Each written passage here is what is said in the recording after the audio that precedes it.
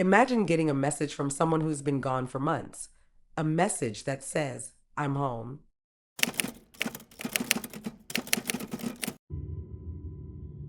The last notification, submitted by Nathan's GF. It all started with a simple vibration.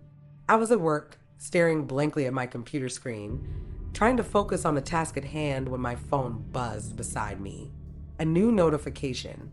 I glanced down, expecting a reminder or a message, but my heart sank when I saw it. It was from Nathan. A cold chill swept through me as I stared at his name on my screen. Nathan had been gone for almost 3 months now, and I hadn't touched a social media account since. We had been together for 3 years, happy, planning a future, until the car accident that took him away without warning. Losing him was the worst thing I'd ever experienced, and I had done my best to move on, to keep living even though it felt like half of me had died with him. But now, staring at the notification, I felt that cold, empty space in my chest widen. The notification was from his old social media account, the one I had deactivated after the funeral. There was no way it could be real, no possible explanation for why his account was suddenly sending messages. My hand shook as I picked up my phone and unlocked it. It was a direct message. Are you there? My breath caught in my throat. I sat frozen, staring at the words, my heart pounding. It had to be some kind of glitch, some sick, cruel joke. But the message was real. The timestamp was recent, just a few seconds ago. I didn't know what to do. Part of me wanted to delete it, to block the account and never look back.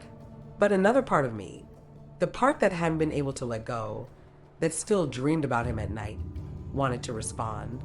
I couldn't bring myself to type a reply.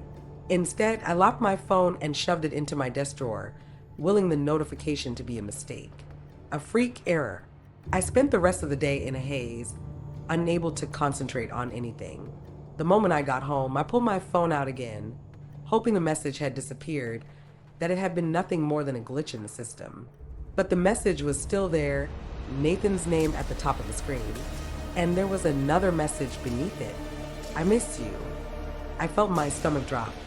My fingers trembled as I scrolled down, heart pounding in my chest. This wasn't a mistake. This wasn't a glitch.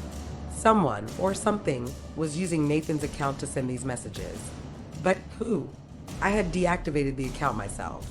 Nathan's phone had been destroyed in the accident, and no one else had access to his passwords. It didn't make sense. But there it was in plain text, words from someone who shouldn't be able to speak anymore. I stared at the screen, my mind racing. My hands hovered over the keyboard, unsure whether I should respond. My rational mind screamed at me to ignore it, to log out and forget about it. But my heart wanted to hear his voice again, to believe, just for a moment, that it really was Nathan.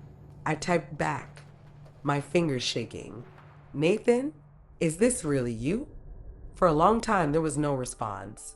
The seconds stretched into minutes, and I began to feel foolish, like I had been pulled into some kind of twisted game.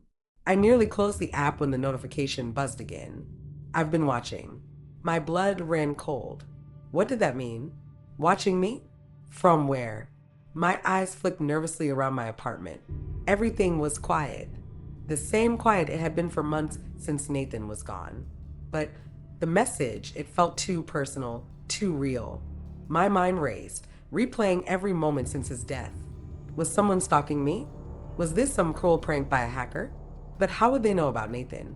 The questions buzzed in my head, but none of the answers made sense. And then, another message. I'm so close. Come find me. I felt the room grow colder, the air heavy and oppressive. My heart pounded in my ears. There was something unnatural about those words, something wrong. I couldn't explain it, but a deep, primal part of me wanted to run, to throw the phone away and never look back. Instead, I typed a single word. Where? I stared at the screen, waiting. The minutes ticked by, and my hands grew clammy. I regretted sending the message the moment I hit send. Whatever this was, I shouldn't have engaged with it. And then, the final message appeared. I'm home. I dropped the phone as if it had burned me, my heart racing. Home. Nathan's apartment, the place we had shared, where we'd spent so many nights talking about our future, about getting married, about what life would look like when we grew old together. After his death, I hadn't been able to go back. I hadn't even packed up his things yet. It felt too final, like saying goodbye all over again. His family had left the apartment as it was, waiting for me to find the courage to close that chapter of my life. Now, my mind spun. What did that message mean? Was someone inside the apartment? The rational side of me knew it was impossible, but fear and a gnawing sense of desperation crept into my bones. Nathan was gone, but what if? I grabbed my coat and keys, my hands still trembling, and rushed out the door. I drove in silence, my thoughts racing, the streets blurring past in the glow of the streetlights. By the time I pulled up to Nathan's apartment building, my heart was in my throat. I parked the car and sat for a long moment, staring at the building in front of me, unsure whether I should really go inside. But something pulled me. It was as though the messages were calling me, as if I had to go inside, had to know what was waiting for me. I walked up the stairs, the hallway eerily quiet. My footsteps echoed unnaturally loud against the walls. When I reached the door to Nathan's apartment, I hesitated, my hand hovering over the doorknob. It was unlocked. I pushed the door open, the familiar scent of his cologne hitting me like a wave. Everything was just as it had been the last time I was here. His jacket hung on the back of the chair, his shoes neatly placed by the door. His favorite mug sat on the kitchen counter. It was as though nothing had changed. But something was wrong. The air felt thick, heavy with something I couldn't see. I took a few steps inside, the floor creaking under my weight.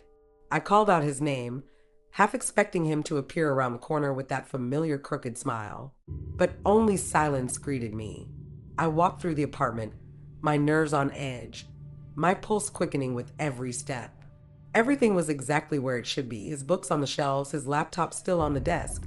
But the atmosphere was suffocating, like something was pressing down on me from all sides. And then I heard it, a faint buzz, like the sound of a phone vibrating. It came from the bedroom. My heart leaped into my throat as I slowly approached the door. The buzzing grew louder, more insistent. I pushed the door open, and there, on the nightstand, was Nathan's phone. It was still intact, but that was impossible. The phone had been destroyed in the accident. I had seen it shattered beyond repair. And yet, there it was, buzzing with an incoming notification. I stared at it, frozen in place. Slowly, I reached out, my hand trembling as I picked up the phone. There was one message on the screen. Turn around. I froze.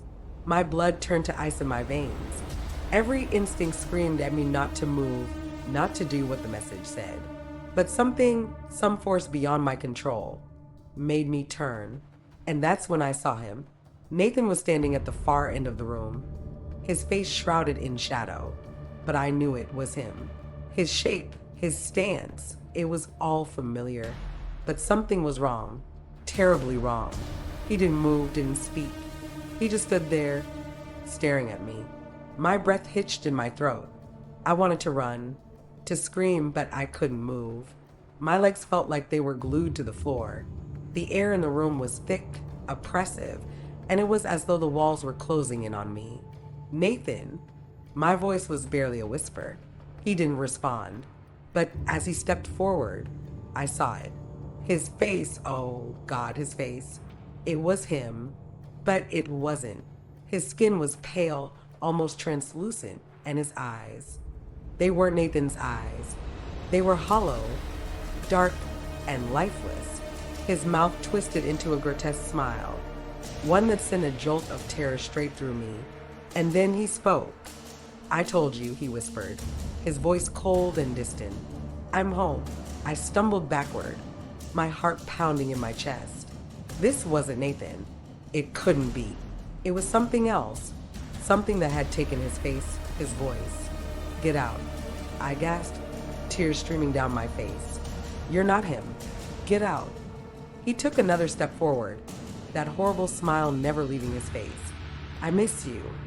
I bolted from the room, my body shaking with terror. I didn't stop running until I was outside, the cold night air hitting me like a slap. My hands fumbled with my keys as I scrambled into my car, my heart racing, tears blurring my vision. As I drove away, I glanced in the rearview mirror, half expecting to see him standing in the street, watching me. But there was nothing. Nothing but the memory of that last message, etched into my mind like a brand. I'm home.